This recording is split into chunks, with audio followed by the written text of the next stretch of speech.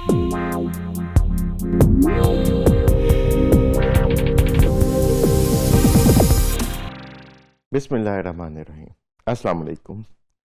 आज हम पाइथन के एक बहुत ही important topic object oriented programming के मुतालिक पढ़ेंगे। ट्रेडिशनल प्रोग्रामिंग अब तक हमने देखी, जिसके अंदर हम फंक्शंस यूज़ करते हैं, लूप्स यूज़ करते हैं, कंडीशनल्स यूज़ करते हैं। इनको यूज़ करके हम हर तरह का प्रोग्राम बना सकते हैं। लेकिन जब हम बहुत बड़े बड़े प्रोग्राम्स बनाना शुरू कर देते हैं, जिनके अंदर thousands of lines of code या hundreds of thousands of lines of code होती हैं, तो उस प्रोग्राम को ट्रैक करना, उनको समझना आहिस्ता आहिस्ता मुश्किल होता जाता है। जब आपके पास बहुत बड़ा कोड हो और उसमें बहुत सारे फंक्शंस हो, आप एक फंक्शन में मॉडिफिकेशन करें तो दूसरा फंक्शन ख़राब हो जाता है, दूसरे फंक्शन को ठीक करें तो तीसरा फंक्शन ख़राब हो जाता है। तो इसलिए ह्यूज अमाउंट्स ऑफ कोड को ऑर्गेनाइज करने के लिए एक कॉन्सेप्ट बनाया गया, जिसको हम ऑब्जेक्ट ओरिएंटेड प्रोग्रामिंग कहते हैं। रियल वर्ल्ड के अंदर हम बहुत सारी चीज़ों को ऑब्जेक्ट्स के तौर पे जानते हैं, और वही कॉन्सेप्ट जो है कि रियल वर्ल्ड में जो ऑब्जेक्ट्स का कॉन्सेप्ट होता है, उसको हम प्रोग्रामिंग के अंदर भी ले आते हैं।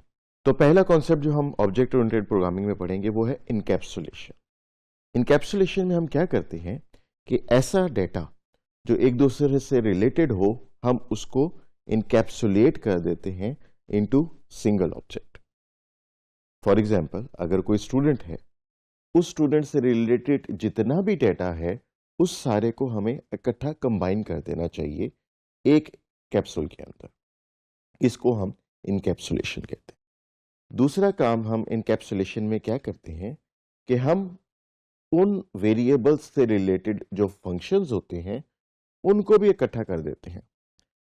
लिहाजा रिलेटेड वेरिएबल्स और उनके रिलेटेड फंक्शंस, ये सारे एक ही एंटिटी में आ जाते हैं, जिसको हम कहते हैं ऑब्जेक्ट।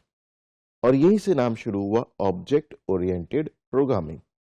यानी हमारी अब जितनी भी प्रोग्रामिंग होगी, वो ऑब्जेक्ट्स के अराउंड होगी। हम अपनी प्रोग्रामिंग में ऑब्जेक्ट्स को एज सेंट्रल कॉन्सेप्ट यूज करेंगे। और ऑब्जेक्ट क्या होगा? An object is a combination of related variables and function. तो ऑब्जेक्ट के अंदर डेटा स्टोर होता है, जिसको हम ऑब्जेक्ट के एट्रीब्यूट्स कहते हैं, और ऑब्जेक्ट्स के अंदर फंक्शंस होते हैं, जिनको हम मेथड्स कहते हैं। और ये मेथड्स उस ऑब्जेक्ट के वेरिएबल्स पे ही काम करते हैं। फॉर एग्जांपल, हमें एक बड़ा अच्छा फायदा मिल सकता है।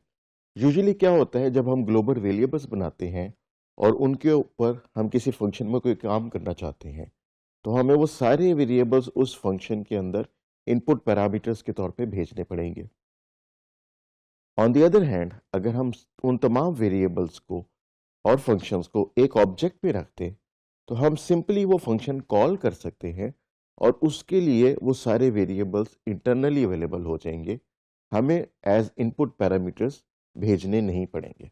ऊप के अंदर जो सेकंड इंपॉर्टेंट कॉन्सेप्ट है, वो है डेटा एब्स्ट्रैक्शन। डेटा एब्स्ट्रैक्शन का मतलब ये है कि हमारे पास जितना भी डेटा है और जितने भी फंक्शंस हैं, उस सारे को आउटसाइड वर्ल्ड को दिखाने की ज़रूरत नहीं होती। जितने ऑब्जेक्ट्स और फंक्शंस की बाहर दिखाने की ज़रूरत होगी, हम सिर्फ उतना ही दिखाएंगे।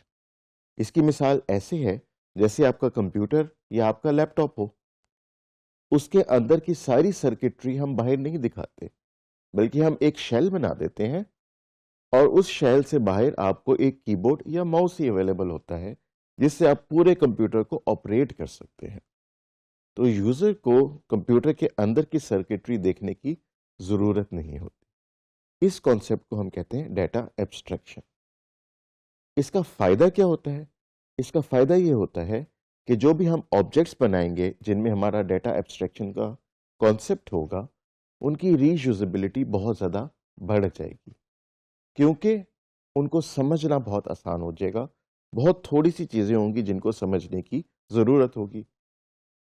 दूसरा फ़ायदा इसका ये है कि हमारे प्रोग्राम की मॉड्यूलैरिटी बढ़ जाती है। हमारे पास ऑब्जेक्ट्स की फॉर्म में छोटे छोटे एलिमेंट्स होते हैं, जिनको हम पूरे प्रोग्राम में मैनेज कर सकते हैं। एक और फायदा इसका यह है कि कोड की मेंटेनेबिलिटी बढ़ जाती है। जब एक दफ़ा कोड लिखा जाता है, उसके बाद वो सालों इस्तेमाल होता है, और जिसने ओरिजिनली वो कोड लिखा था वो हो सकता है उस कंपनी में रहे या ना रहे।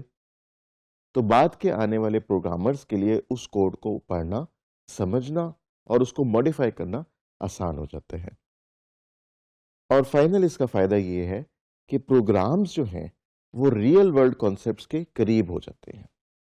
जैसे हमने पहले बात की कि रियल वर्ल्ड में हमारे पास हर तरफ ऑब्जेक्ट्स बिखरे होते हैं और हमारा सारा इंटरेक्शन ऑब्जेक्ट्स के साथ होता है। तो जब हम प्रोग्रामिंग में भी ऑब्जेक्ट्स को ले आते हैं तो फिर हमारा रियल वर्ल्ड ऑब्जेक्ट और प्रोग्रामिंग वाला ऑब्जेक्ट, उनकी direct one two one relationship हो जाती है। इसकी वजह से हम जो प्रोग्राम लिखते हैं उसको रियल वर्ल्ड के साथ रिलेट करना हमारे लिए बहुत आसान हो जाता है।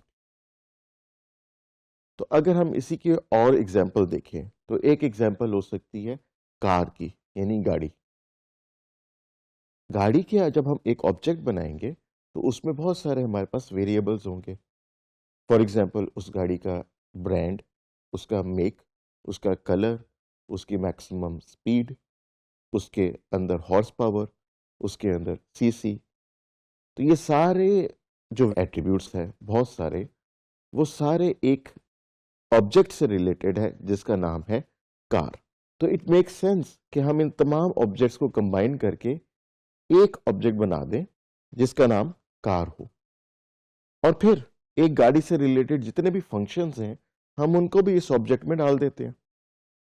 फॉर एग्जाम्पल गाड़ी को स्टार्ट करने का फंक्शन, गाड़ी को स्टॉप करने का फंक्शन, गाड़ी को एक्सेलरेट करने का फंक्शन, गाड़ी को ब्रेक लगाने का फंक्शन। ये सारे वो फंक्शंस हैं जो गाड़ी से रिलेटेड हैं और गाड़ी के रिलेटेड एट्रीब्यूट्स पे ही काम करेंगे। तो इट मेक्स मोर सेंस कि हम इन फंक्शंस को ग्लोबल बनाने के बजाय हम उनको उस ऑब्जेक्ट में डालते हैं। इसी तरह हम अपने आसपास जितने भी ऑब्जेक्ट्स देखते हैं उन तमाम ऑब्जेक्ट्स के हम कॉरेस्पॉन्डिंग ऑब्जेक्ट्स बना सकते हैं पाइथन प्रोग्रामिंग के अंदर। तो ओवर द ईयर्स ये देखा गया कि जो हमारी पहले की प्रोग्रामिंग है जिसको हम फंक्शनल प्रोग्रामिंग कहते हैं, और ये जो नई पैराडाइम है जिसको हम ऑब्जेक्ट ओरिएंटेड प्रोग्रामिंग कहते हैं, तो सेकंड जो पैराडाइम है ऑब्जेक्ट ओरिएंटेड प्रोग्रामिंग, उसमें कोड की रीयूजेबिलिटी, कोड की मेंटेनेबिलिटी और कोड को लंबे अरसे तक एक्टिव रखना आसान हो जाता है।